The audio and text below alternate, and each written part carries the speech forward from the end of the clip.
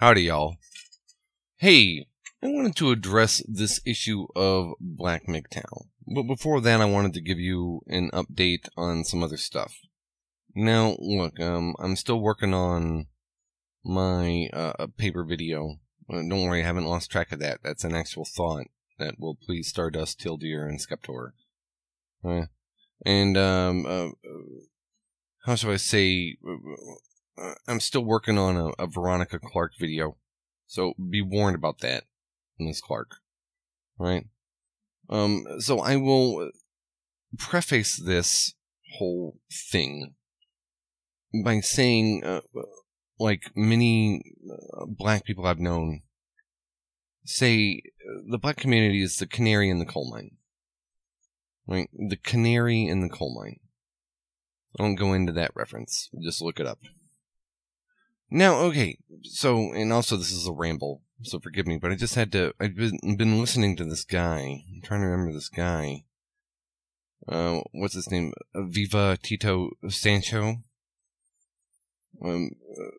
He got me to sub because he was very on point with women in general. I guess black women specifically.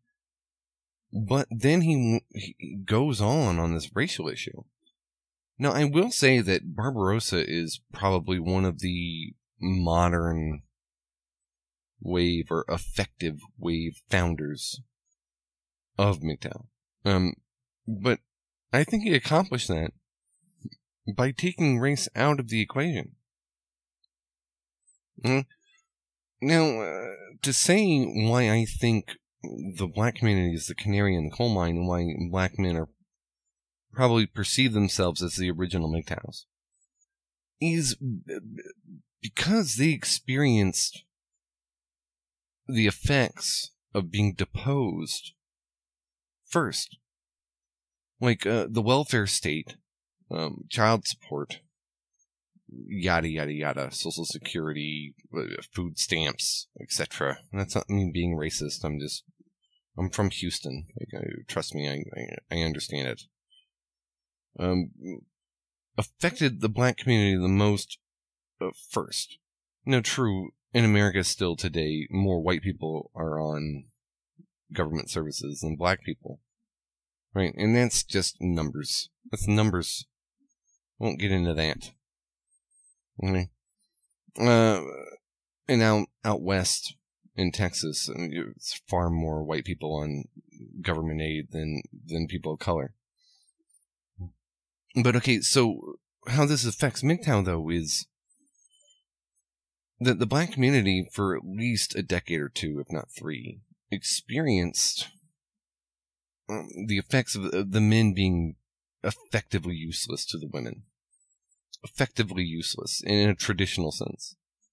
Meaning, what were they good for? What were they good for? Sex. Which goes in the whole bad boy thug thing. Right? And the degeneration of the family, and thus the community, and thus the culture. What I'm objecting to with this Sancho guy, and I actually kind of like him, it's just he talks about this racial shit too much, in my opinion, is that there's this other guy, JD, whatever. He sounds very angry. Yeah, I'll comment on JD first, because he's less important. JD seems to think that levity is a sign of inferiority. And that's just not true. It's not true. A lot of men are so depressed and so sad and so angry that if you can make them laugh, man, you're really winning more points than, yeah, if you play on their pride. If you say, hey, don't be a clown. Like, yeah, well, apparently a lot of angry black men don't want to be clowns. Well, you don't want to be laughed at. You want to be taken seriously. You want to be taken seriously because what you're saying is serious. As if every other man's issue, as if the Asian man's issue, as if the Indian man's issue, as if every other man's issue or children are not as serious as yours. That's just false.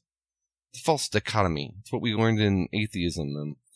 Religion serves only now to separate us from ourselves, from each other, and ironically, from God.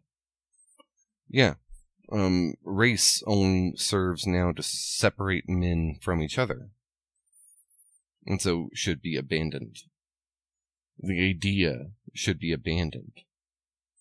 And biologists don't subscribe to the idea of race. At best, it's the lessest or the least form of subspeciation, and even then it only applies to ethnopharmacology, which is true. Right, but to go back to the Sancho guy, it seems as if he's advocating for a world in which white men are not allowed to have sex with black women. That's a bad idea.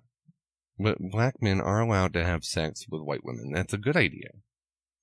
That's just the whole, hey, where are white women at meme. Where are the white women at? Yeah, like, even, what's his name? Mel Brooks was making fun of that. I'm not sure if he's serious, but I need everyone to understand that I kind of get where he's coming from. It's, he's coming from the Muslim head of household idea, where, the children adopt what the man says, and the woman is pointless. The woman is pointless. She's just a uterus. She's just an incubator for life.